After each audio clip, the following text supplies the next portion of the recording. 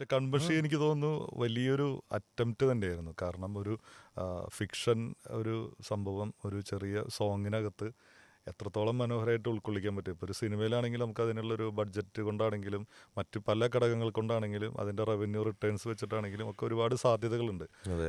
ഇതിൽ പക്ഷേ ഒരുപാട് പരിമിതികളാണുള്ളത്. ഉം. ഈ പരിമിതികൾക്കുള്ളിൽ നിന്നുകൊണ്ട് അതിൻ്റെ ഒരു ബഡ്ജറ്റ് അനുവദിക്കുന്ന രീതിയിൽ അതിൽ നിന്ന് മാക്സിമം ഒരു ഔട്ട്പുട്ട് കിട്ടാൻ വേണ്ടി നമ്മൾ ശ്രമിക്കുമല്ലോ. ആ ഒരു ഉം. ശ്രമം ഒരു ഡയറക്ടർ എന്ന രീതിയിലും എനിക്ക് തോന്നുന്നു വളരെ നല്ല രീതിയിൽ സംഭവിച്ചിട്ടുള്ള ഒരു പ്രൊജക്റ്റായിരുന്നു. ഇതുകൊണ്ടാണ് ചേട്ടാ എന്താ സംഭവിച്ചാലേ എന്ത് ചെയ്യുകയാണെങ്കിലും അതിൽ എൻ്റെ ഒരു സിഗ്നേച്ചർ വേണമെന്നുള്ള ആഗ്രഹം ഒന്ന്. രണ്ട്, ഇത് വേറെ ആൾക്കാർ ചെയ്ത പോലത്തെ ഒരു പരിപാടി ആവരുത് എന്നുള്ള നമ്മുടെ ഒരു ഒരു അടങ്ങാത്ത ഇതുണ്ടാവില്ലേ നമുക്ക് ഭയങ്കര ഫയർ എന്നൊക്കെ വേണമെങ്കിൽ പറഞ്ഞു കഴിഞ്ഞാൽ ചിലപ്പോൾ അത് കുറവായിരിക്കാം. എന്നാൽ അതിനുള്ള അവസരങ്ങൾ കുറവ്, കിട്ടുന്ന അവസരങ്ങൾ വളരെ കുറവുള്ള ഒരുപാട് ആൾക്കാരിൽ ഒരാൾ മാത്രമാണ് ഞാൻ. ഒരുപാട് ആൾക്കാരുണ്ട് അങ്ങനത്തെ ഒരുപാട് കഴിവുള്ള എന്നാൽ വളരെ കുറച്ച് ലിമിറ്റഡ് അവസരങ്ങൾ കിട്ടുന്ന ഒരുപാട് ആൾക്കാർ കിട്ടാത്ത. അപ്പം വാട്ട് എവർ ഇറ്റ് ഈസ് അത്. അപ്പോൾ ഈ കൺമഷിയെ സംബന്ധിച്ചിടത്തോളം കൺമഷിക്ക് ബഡ്ജറ്റ് ഭയങ്കര ഇമ്പോർട്ടൻ്റ് ആണ്.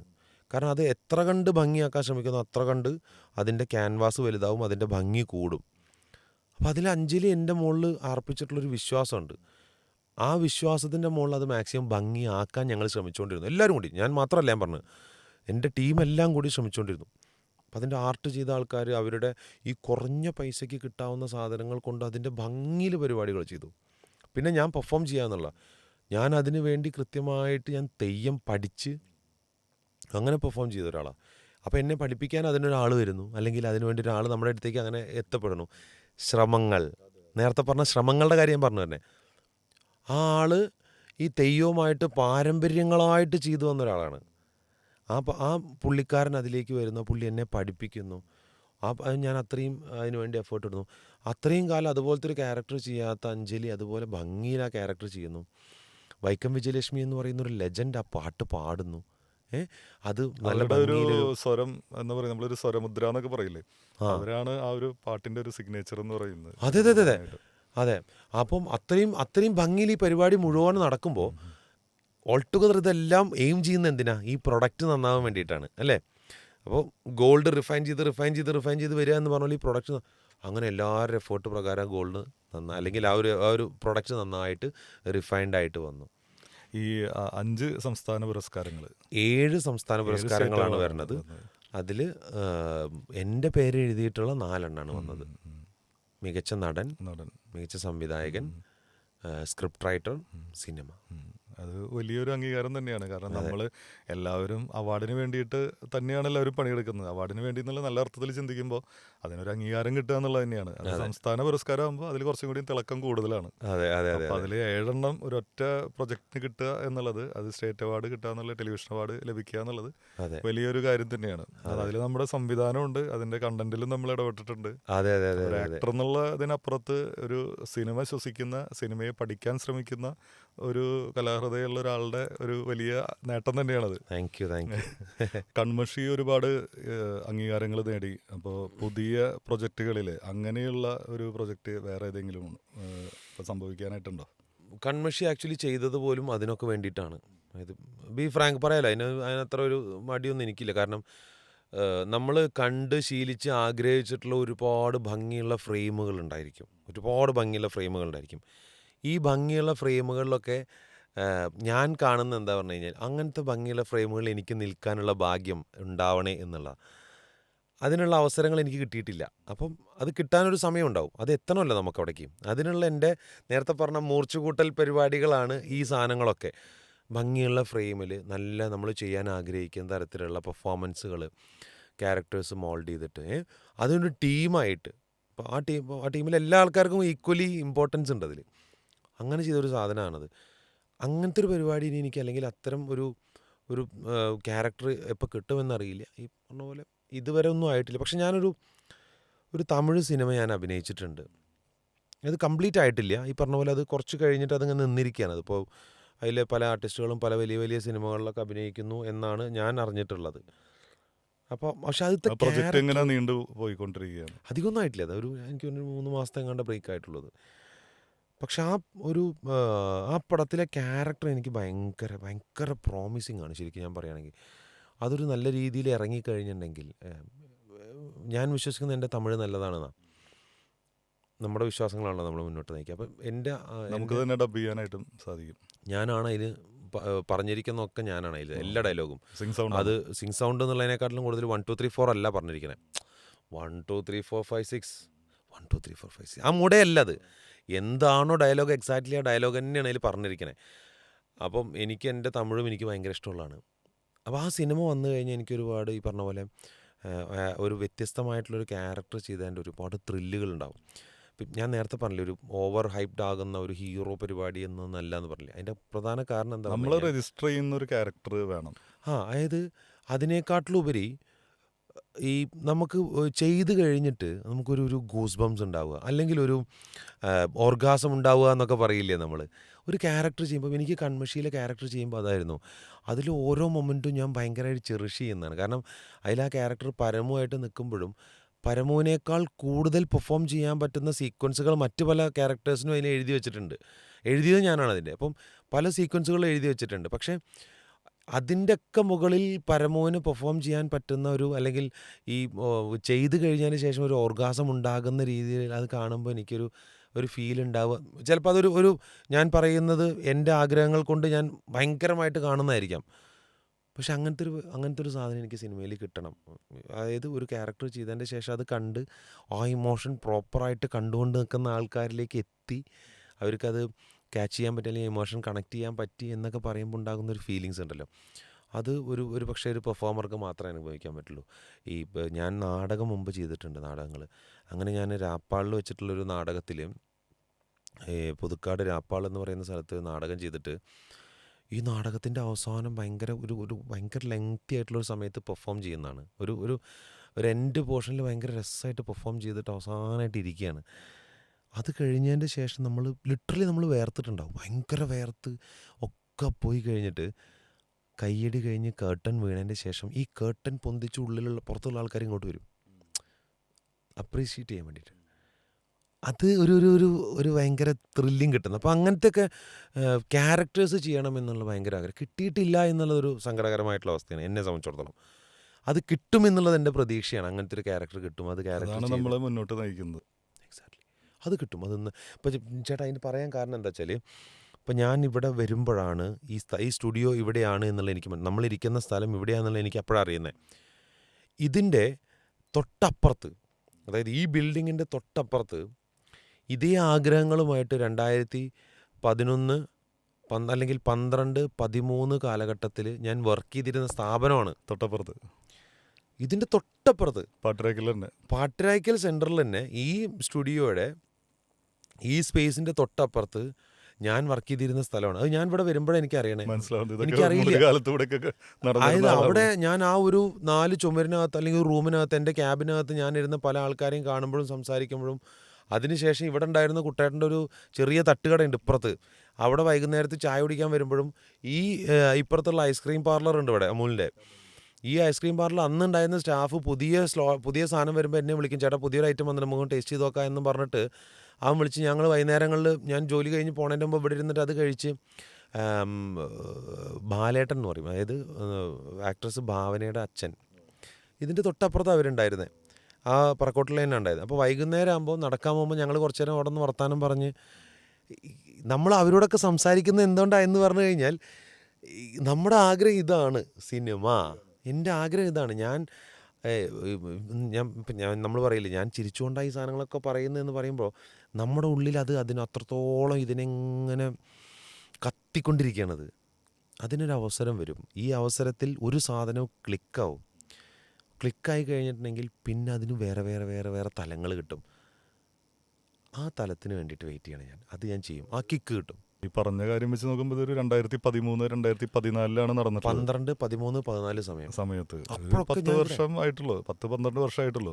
ഈ 12 വർഷത്തിനുള്ളിൽ ഒരു സീരിയലിലെ നായകനായി, ബിഗ് ബോസിലെ ഒരു മത്സരാർത്ഥിയായി, ബിഗ് ബോസിലെ ഒരു സീസണിൽ അറിയപ്പെടുന്ന ഒരു 5 പേരിൽ ഒരാളായി മാറി.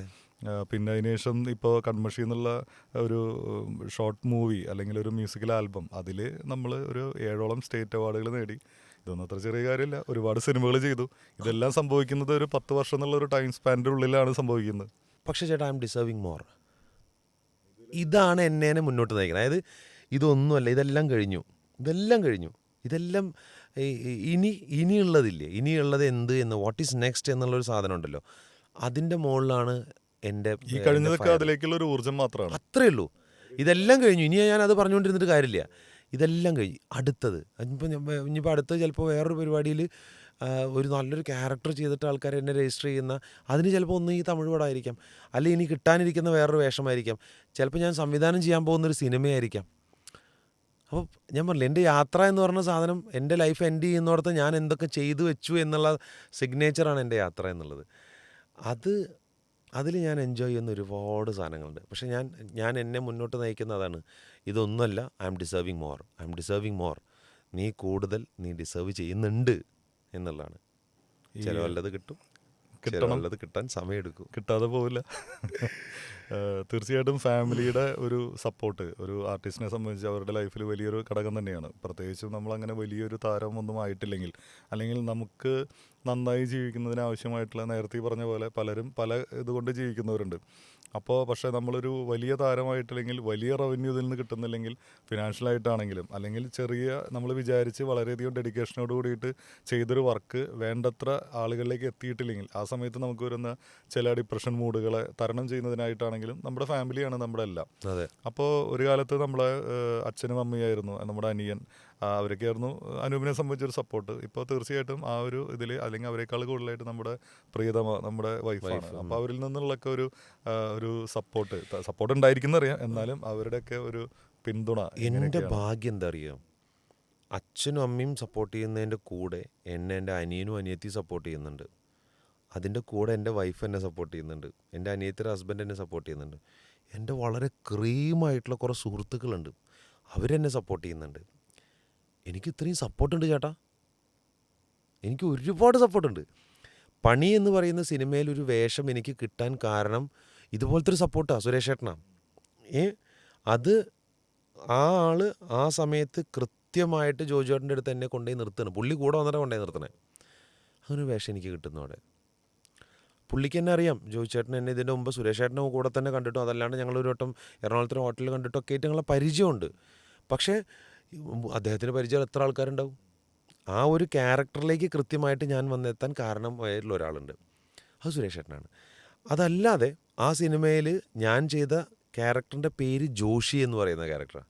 ഈ തൃശ്ശൂർ അങ്ങാടിയിൽ ഞാൻ തന്നെ അറിയുന്ന, അല്ലെങ്കിൽ ഇവരെല്ലാവരെയും കോമൺ ആയിട്ടുള്ള ഒരു ക്യാരക്ടർ ജോഷിയുണ്ട്. ഈ ജോഷി ചേട്ടനൊക്കെ അറിയുന്നൊരു ജോഷി ചേട്ടനുണ്ട്, എൻ്റെ സുഹൃത്താണ്. സുനിൽ കാര്യാട്ടുകര എന്ന് പറയുന്ന വലിയൊരു ഡയറക്ടർ. സുനിലേട്ടൻ്റെ കൂടെ നമ്മൾ വർക്ക് ചെയ്യുന്ന സമയത്ത് നമ്മുടെ ആഗ്രഹം എന്താ അറിയുമോ?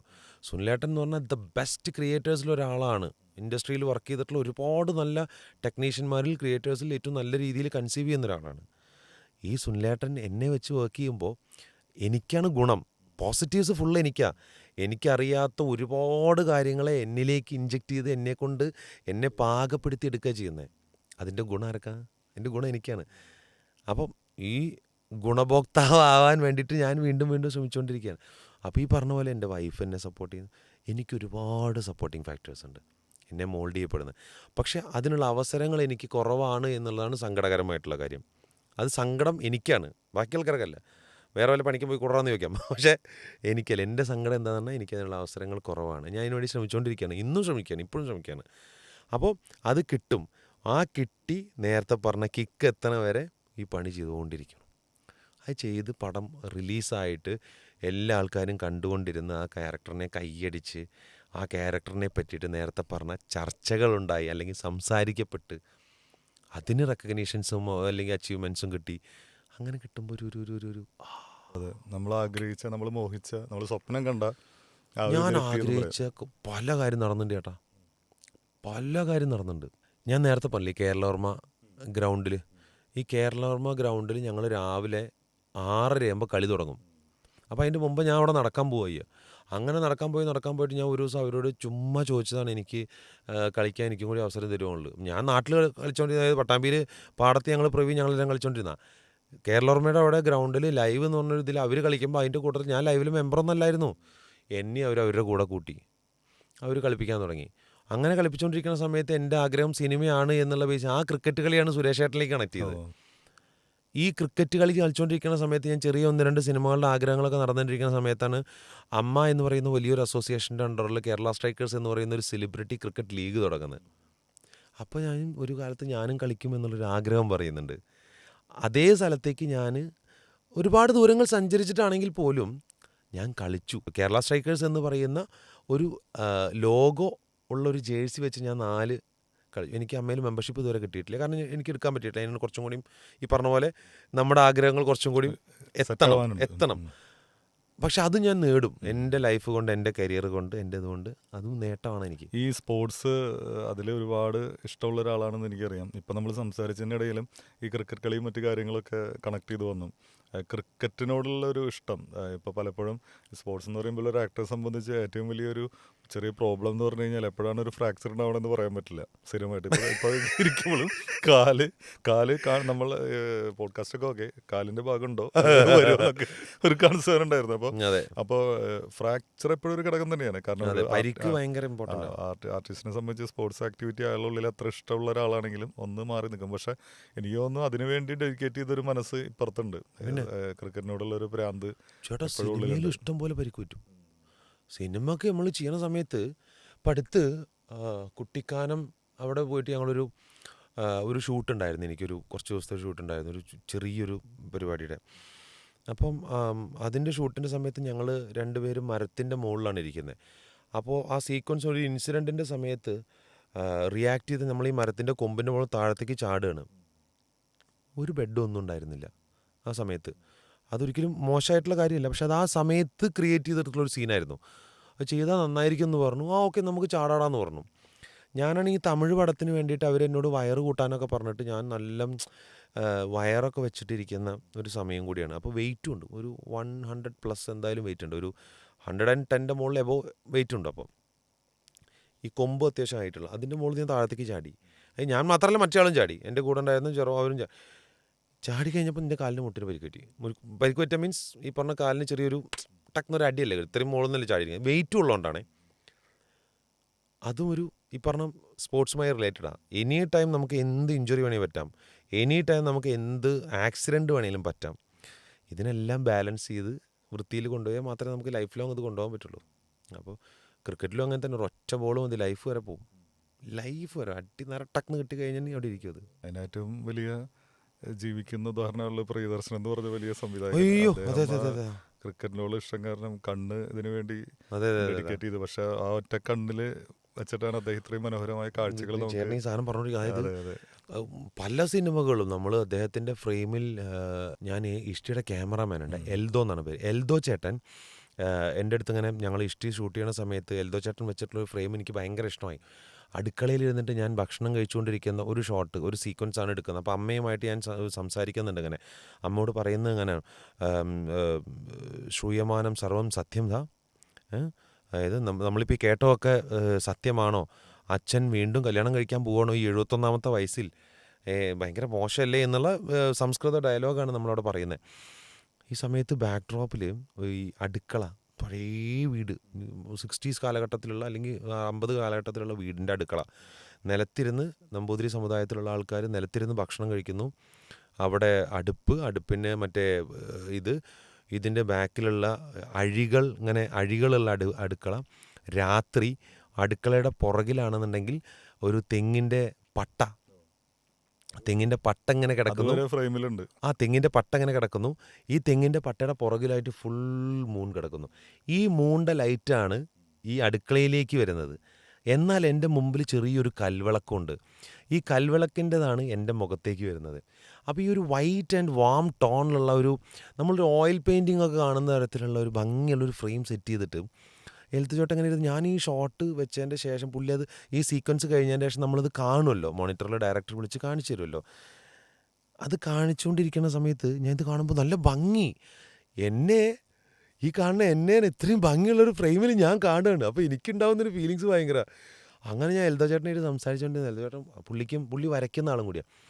എൽദോ ചേട്ടൻ പറഞ്ഞു, ഞാനൊക്കെ ഒരു ഭയങ്കര ഐഡിയോളജിക്കൽ ആളായിട്ട് കാണുന്ന പ്രിയദർശൻ സാറാണ്. സാറ് കാണുന്ന ഒരു ഫ്രെയിം, ആ ഫ്രെയിമിന് ക്യാമറമാൻ വയ്ക്കുന്ന ഫ്രെയിമിൻ്റെ അത്ര ഭംഗി ഉണ്ടാവും എന്നത്ര പറയുക. അപ്പോൾ ശരിയാണ്, തേന്മാവിൻ കൊമ്പത്തിലൊക്കെ പല ആൾക്കാരും പഴകി പഴകി തഴമ്പിച്ചു എന്ന് പറഞ്ഞ സാധനമില്ലേ, എങ്കിലും അതിന് ഭംഗി കൂടാ, വീഞ്ഞു പോലെയാ. ഒറ്റ കണ്ണ് തന്നെ പുള്ളിക്ക് ധാരാളം എന്ന് പറയുന്ന ഭയങ്കര പരിപാടി. ഇപ്പോൾ ലാസ്റ്റ് പടം ചെയ്യുമ്പോൾ പോലും, ഇപ്പോൾ അവസാനം ഇറങ്ങിയ സിനിമ പോലും പുള്ളി ഇറങ്ങുമ്പോൾ പുള്ളിയുടെ ഒരു മാസ്റ്റർ ക്ലാസ് ഫ്രെയിം അതിലുണ്ടാവുന്നേ. അപ്പോൾ അത് നമ്മളെ ഞാനൊക്കെ നമ്മുടെ വിശ്വസിക്കുന്നത് പരിമിതികളും പരിധികളുമാണ് ശരിക്കും നമുക്ക് സാധ്യതകളിലേക്കുള്ള ഒരു വലിയ ലോകം തുറക്കുന്നത്. അത് ഭയങ്കര ചേട്ടാ.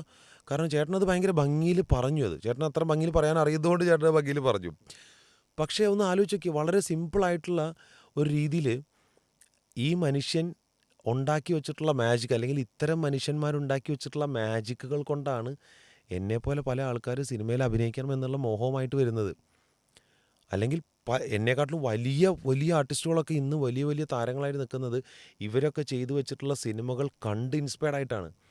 സത്യൻ സാർ ആയിക്കോട്ടെ, പ്രിയദർശൻ സാർ ആയിക്കോട്ടെ, അല്ലെങ്കിൽ ലോഹി സാർ ആയിക്കോട്ടെ, അത്തരം വലിയ വലിയ ലെജൻഡുകൾ ചെയ്തു വെച്ചിട്ടുള്ള പല സിനിമകളില്ലേ, ആ സിനിമകളിലുള്ള ഇമോഷൻസ് നമുക്ക് കണക്റ്റ് ആയതുകൊണ്ടല്ലേ. ഞാൻ വിശ്വസിക്കുന്നത് 80കളിലെയും 90കളിലെയും അതിന് 90കളുടെ ലാസ്റ്റിലൊക്കെ ഉള്ള പല സിനിമകളും മ്യൂസിക്കുകളൊക്കെ നമ്മുടെ വളർച്ചയെ ഒരുപാട് ബാധിച്ചിട്ടുണ്ട്, ഒരുപാട് എഫക്റ്റ് ചെയ്തിട്ടുണ്ട് അല്ലേ. നമ്മുടെ ജീവിതത്തിൽ നമുക്ക് അച്ഛനോട് പെരുമാറുമ്പോൾ, അമ്മയോട് പെരുമാറുമ്പോൾ നമ്മൾ പലപ്പോഴും പല സിനിമകളിലെയും സീക്വൻസുകളെ നമ്മൾ കണക്ട് ചെയ്തുകൊണ്ട് പെരുമാറിയിട്ടുണ്ട്. ഞാൻ ചെയ്തിട്ടുണ്ട്.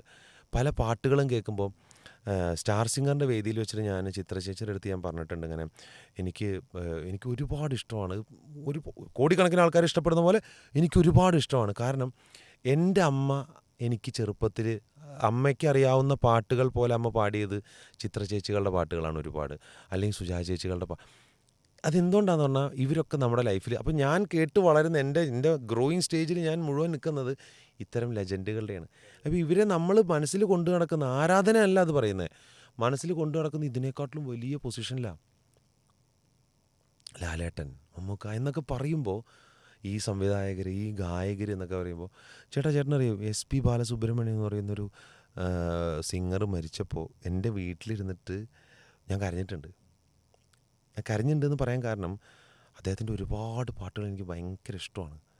ഏറ്റവും അവസാനം അദ്ദേഹത്തിൻ്റെ ഡെഡ് ബോഡി ഈ സംസ്കരിക്കാൻ വേണ്ടിയിട്ട് ഇറക്കുമ്പോൾ എനിക്ക് ഓർമ്മയുണ്ട്, ആ കണ്ണടയൊക്കെ വെച്ചിട്ട് ഈ പല്ലിൻ്റെ ഈ ഒരു പോർഷൻ കാണുന്നില്ല, താഴത്തേക്ക് ഇറക്കുമ്പോൾ ഒരു ഷെയ്ക്കിൽ, അത്രയും പോർഷൻ വരെ ഞാനത് ലൈവ് ഇരുന്ന് കണ്ടുകൊണ്ടിരിക്കും. കാരണം ഇനി ആ ഒരു മനുഷ്യൻ്റെ വായിൽ നിന്നൊരു പുതിയ സോങ് വരുന്നില്ല. അതെനിക്ക് ഭയങ്കര സങ്കടകരമായിരുന്നു. എന്നാലും അതേ മനുഷ്യനെ ഞാൻ ഇന്ത്യൻ പനോരമ അല്ലെങ്കിൽ ഗോവ ഫിലിം ഫെസ്റ്റിവലിൻ്റെ സമയത്ത് നേരിട്ട് കണ്ടിട്ടുമുണ്ട്. ആ പുള്ളി വന്ന വേദിയാണ്. അതിനുശേഷം പുള്ളിയുടെ മകനെ ഞാൻ സ്റ്റാർ സിംഗറിൻ്റെ ആ തുടക്കം സമയത്ത് പുള്ളിയെ കണ്ട് പുള്ളിയോട് സംസാരിച്ച് ഞാൻ ഇതേ കാര്യം ഞാൻ പുള്ളിയോട് എക്സ്പീരിയൻസ് ഷെയർ ചെയ്തിട്ടുണ്ട്. എനിക്ക് തോന്നുന്നു ഈ പാട്ടിനോടുള്ളൊരു ഇഷ്ടം, ഇപ്പോൾ നമ്മൾ ക്രിക്കറ്റിൻ്റെ ഇഷ്ടം, സ്പോർട്സിനോടുള്ളൊരു പ്രേമൊക്കെ പറഞ്ഞു, പാട്ടുകളോടുള്ള അനുപൻ്റെ ഇഷ്ടം എനിക്കറിയാം. അപ്പോൾ അതിന് കിട്ടിയ ഏറ്റവും വലിയൊരു അംഗീകാരം എന്ന് പറഞ്ഞാൽ സ്റ്റാർട്ട് മ്യൂസിക് പോലെയുള്ള ഒരു പ്രൊജക്റ്റ് ആയിരുന്നു. അവതാരകനായിട്ട് വരുന്നു, ആര്യയോടൊപ്പം ഒരു വളരെ ഫണ്ണി ആയിട്ടുള്ള, ഇതുവരെ ചെയ്ത പലതരം എന്താ പറയുക, പലതരം പരിപാടികളുടെ ഇടയിൽ നിന്ന് മാറി ഒരു വ്യത്യസ്തമായിട്ടുള്ളൊരു കാര്യം തന്നെയായിരുന്നു. ഒരു സീരിയലിൽ അഭിനയമാണെങ്കിലും, ബിഗ് ബോസിലെ ഒരു കണ്ടസ്റ്റൻ്റ് എന്നുള്ള രീതിയാണെങ്കിലും, സിനിമയിലെ അഭിനയമാണെങ്കിലും, ഇപ്പോൾ കൺമഷി പോലെയുള്ള പ്രൊജക്റ്റുകളുടെ ഭാഗമാവുന്നതാണെങ്കിലും, അതിൽ നിന്നെല്ലാം ഡിഫറെൻ്റ് ആയിട്ടുള്ള ഒരു പരിപാടിയായിരുന്നു. ആ ഒരു എക്സ്പീരിയൻസ് അത് ഏഷ്യാനെറ്റിൻ്റെ ഈ പറഞ്ഞ പോലെ പുളിയിറക്കോണത്തെ നല്ല ഓർമ്മകളിലൊന്നായിരിക്കും. പുളിയിറക്കോണം സ്റ്റുഡിയോ എല്ലാവരും പറയുന്ന ഓർമ്മകൾ അയവിറക്കുന്ന ആ ഒരു സ്പേസ് ഇപ്പോൾ ഇല്ല. അത് അവിടെ ഒരു കുന്നിൻപുറം അങ്ങനെ തന്നെ ആയിട്ട് അവിടുത്തെ ഫ്ലോറും അവിടുത്തെ കാര്യങ്ങളൊക്കെ അങ്ങനെ നിൽക്കുകയാണ്. എൻ്റെ അറിവിൽ ഏഷ്യാനെറ്റ് മൊത്തത്തിൽ ഷിഫ്റ്റ് ചെയ്ത് എറണാകുളത്തേക്ക് മാറി. പക്ഷേ ഇത് എനിക്ക് തോന്നുന്നു പുളിയിറക്കോണത്ത് ഷൂട്ട് ചെയ്തിട്ടുള്ള അവസാന പ്രൊജക്റ്റുകളിലൊന്നായിരിക്കും. 2019 ഇത് ആദ്യത്തെ സീസൺ സ്റ്റാർട്ട് ചെയ്യുന്നത്. ഫസ്റ്റ് സീസണിൽ ഞാൻ കണ്ടന്റ് റൈറ്റർ ആയിട്ടുണ്ടായിരുന്നു. അപ്പോൾ ആ ഒരു എക്സ്പീരിയൻസ് എനിക്ക് തോന്നുന്നു അനൂപ് ഒരു മൂന്നെണ്ണത്തിലുണ്ടായിരുന്നു. ഞാൻ ഫസ്റ്റ് സീസണിൽ ഞാൻ കണ്ടസ്റ്റന്റ് ആയിട്ടാണ് വരണേ. ഈ ടീം അംഗങ്ങൾ അന്ന് ചെയ്യുന്നത് ആര്യയാണ്. ദെൻ അതിനുശേഷം ആര്യയും ധർമ്മേട്ടനും ചെയ്തു. അത് കഴിഞ്ഞ് മൂന്നാമത്തെ സീസൺ വന്നപ്പോൾ ഞാനും സുചിത്രയെ ചെയ്യണേ. പിന്നെ ആര്യയും ഞാനും ചെയ്തു, വീണ്ടും ആര്യയും ഞാനും ചെയ്തു. അങ്ങനെയാണ് നമ്മൾ അതിൻ്റെ ഞാനും ആര്യയും തമ്മിൽ 3 സീസണാണ് ചെയ്യുന്നത്. മൊത്തം 4 സീസണാണ് ഞാൻ ചെയ്യുന്നത്. അത് സംതിങ് അങ്ങനെയാണ്. സ്റ്റാർട്ട് മ്യൂസിക് എന്ന് പറഞ്ഞ പ്രോഗ്രാമിന് ഒരു ഈ പറഞ്ഞ പോലെ ഒരു പരിമിതികളും ഇല്ല. You can express what ever you want. ഈ എന്ത് വേണമെങ്കിലും എക്സ്പ്രസ് ചെയ്യാം. അവിടെ വരുന്ന ആൾക്കാർക്ക് നിങ്ങൾക്ക് എന്തും പറയാം. നിങ്ങൾക്ക് നമ്മളിങ്ങനെ റിലാക്സ്ഡ് ആയിട്ടുള്ളൊരു പാട്ട് ഫ്ലോറാണ്. കൊണ്ടുള്ള ഒരു എന്റർടൈൻമെന്റിന്റെ ഒരു പീക്ക് പരിപാടികളായിരുന്നു. അവിടെ പാട്ടാണെങ്കിലും മെയിൻ അൾട്ടിമേറ്റ് പരിപാടി പാട്ടാണ്. പക്ഷെ പാട്ട് പല ആൾക്കാരും അവതരിപ്പിക്കുന്നു. ഇപ്പോൾ പാട്ടറിയാത്ത എന്നെപ്പോലത്തെ ആൾക്കാർക്കും പാട്ട് ആസ്വദിക്കണം. ഞാൻ പാട്ട് പാടുന്ന ഒരാൾ വീഡിയോ റെക്കോർഡ് ചെയ്ത് അല്ലെങ്കിൽ ഒരാൾ സൗണ്ട് റെക്കോർഡ് ചെയ്തിട്ട് അതിനെ പുറത്തേക്ക് ഇട്ട് കഴിഞ്ഞാൽ അതിന് ഒരുപാട് വ്യത്യാസങ്ങളുണ്ടാവും. അതിന് പല ഈ പറഞ്ഞ പോലെ ട്രോളിങ് പരിപാടികൾ ഒരുപാടുണ്ടായിരിക്കും. ഇതിൻ്റെ ട്രോൾസ് ഒരുപാട് വരാനുള്ള പക്ഷെ അവിടെയും അതൊരു എൻ്റർടൈൻമെൻ്റ് ആയിട്ട് പല ആൾക്കാരും ആസ്വദിക്കുന്നൊരു വരും. ഞാൻ എന്നോട് എത്ര ആൾക്കാർ ചോദിച്ചിട്ടുണ്ട് എന്തുകൊണ്ടാണ് സ്റ്റാർട്ട് മ്യൂസിക് ഇപ്പോൾ വീണ്ടും വരാത്തതെന്നുള്ളത്. ഞാൻ പറയും വരും, അത് കുറച്ച് കഴിഞ്ഞാൽ ചിലപ്പോൾ വീണ്ടും വരുന്നുണ്ടായിരിക്കും. ഇപ്പോൾ വേറൊരു ചേഞ്ച് ഓഫ് പേസിലാണ് പോകുന്നത്. എത്ര ആൾക്കാർ അതിൻ്റെ ആരാധകരെന്ന് അറിയും ഈ പ്രോഗ്രാമിൻ്റെ എന്നറിയോ. ആ പ്രോഗ്രാമിന് വലിയൊരു സ്വീകാര്യത ഉള്ളൊരു പ്രോഗ്രാമാണത്. ഈ അവർ കാണുന്ന സീരിയലിലെ എല്ലാ ആൾക്കാരും കാണുന്ന ഈ പറഞ്ഞ സീരിയലിലെ കഥാപാത്രങ്ങളെല്ലാം ആ ക്യാരക്ടേഴ്സ് അല്ലാതെ റിയൽ ലൈഫിൽ ഇവർ എത്രത്തോളം ഫണ്ണിയാണ്. കാരണം ഒരു ആൻസർ കിട്ടാതെ ആകുമ്പോൾ ഇവർ പറയുന്ന ഡയലോഗുകൾ, ഫൈറ്റ്, ഇതൊക്കെ ഭയങ്കര വാല്യൂ ഉള്ള സാധനമാണ്. അപ്പോൾ ഈ ആർട്ടിസ്റ്റ് എന്ന് പറയുന്നൊരു സാധനം നിന്നിട്ട് അവർ മാറുകയാണ് ഇന്ന്. നീ അത് പറയണം, അതീ അത് പറയില്ല, നിനക്ക് തെറ്റണം, അതീ അത് പോട്ടെ എന്നും പറഞ്ഞ് കാണിക്കുമ്പോൾ അത് ആൾക്കാർക്ക് ഭയങ്കര എൻ്റർടൈൻമെൻറ്റാണ്, ഭയങ്കര എൻജോയ്മെൻറ്റാണത്. അതെനിക്ക് ഈ പറഞ്ഞ ഞാൻ പാട്ടിനോട് എൻ്റെ ഇഷ്ടം എന്ന് പറഞ്ഞാൽ എനിക്ക് ഒരുപാട് സിംഗേഴ്സായിട്ടുള്ള സുഹൃത്തുക്കളുണ്ട്, ഒരുപാട് സിംഗേഴ്സായിട്ടുള്ള സുഹൃത്തുക്കളുണ്ട്.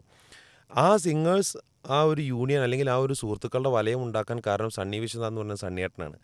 സണ്ണിയേട്ടൻ്റെ അടുത്ത് ഞാനെത്തുന്നത് ഈ പറഞ്ഞ പോലെ സിനിമയിൽ അഭിനയിക്കാനുള്ള മോഹം. ബാക്കി കുറേ ആൾക്കാർ അവിടെ ഉള്ളത് ഇന്ന് എസ്റ്റാബ്ലിഷ്ഡ് ആയിട്ടുള്ള ഒരുപാട് ആൾക്കാരുണ്ട്. സണ്ണിയേട്ടനുമായിട്ട് സൗഹൃദമുള്ള അല്ലെങ്കിൽ അവരുടെ ഈ പറഞ്ഞ ഞാൻ ബിഗ് ബോസ് പോയി വന്നു കഴിഞ്ഞപ്പോൾ സണ്ണിയേട്ടൻ എൻ്റെ അടുത്ത് പറഞ്ഞു, പിന്നെ അവിടെ ആകെ എത്ര ആൾക്കാരല്ലേ ഉണ്ടായിരുന്നുള്ളൂ, പക്ഷെ നീ ഇവിടെ ആരുടെയൊക്കെ കൂടെ ഇവിടെ ഉണ്ടായിരുന്നു. ഇവിടെ നമ്മൾ ജനഗണമന പാട്ട് പറയുമ്പോൾ അതിൽ പല സംസ്ഥാനങ്ങളെ പറ്റിയിട്ട് പറഞ്ഞു പോകുമല്ലോ. പഞ്ചാബികളായിട്ടുള്ള ആൾക്കാർ നമ്മളവിടെ ഉണ്ടായിരുന്നു, ഗുജറാത്തിൽ നിന്നുള്ള ആൾക്കാരുണ്ടായിരുന്നു, ഡൽഹിയിൽ നിന്നുള്ള ആൾക്കാർ, ആസാമിൽ നിന്ന് മണിപ്പൂരിൽ നിന്നുള്ള സിംഗേഴ്സ് വരെ ഉണ്ടായിരുന്നു അവിടെ, തമിഴിൽ നിന്നും ആന്ധ്രയിൽ നിന്നൊക്കെ വേറെ. ഇത്രയും ആൾക്കാരൊക്കെ സണ്ണിയേട്ടനുമായിട്ട് അസോസിയേറ്റ് ചെയ്ത് പല വർക്കുകളും പ്രൊജക്റ്റൊക്കെ ചെയ്യുമ്പോൾ ഞാനും ഇവിടെ കണക്റ്റഡാണ്. അപ്പോൾ ഇവരൊക്കെ വരും, ഇവരായിട്ടുള്ള പാട്ടുകളുണ്ടാവും. യു വോണ്ട് ബിലീവ്, അതായത് എ.ആർ. റഹ്മാൻ സാറിൻ്റെ കൂടെ പാട്ടുകൾ പാടുന്ന പ്രോഗ്രാം ചെയ്യുന്ന ജൊനീറ്റ ഗാന്ധി എന്ന് പറയുന്ന സിംഗർ നമ്മുടെ കൂടെ ഇവിടെ തൃശ്ശൂർ അയ്യന്തോളം ഉണ്ടായിരുന്നത്.